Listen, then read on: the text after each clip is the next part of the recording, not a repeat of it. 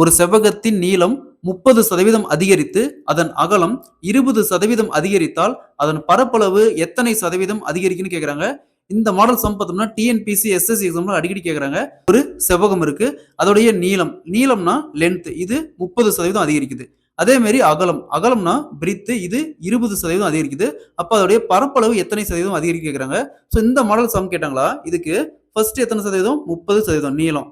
அடுத்தது அகலம் 20%. 20 plus 30 into 20 வகுத்தல் 100. ஸோ டபுள் ஜீரோக்கு டபுள் ஜீரோ அப்படியே கேன்சல் ஆயிரும். அடுத்து 30 பிளஸ் 20 50.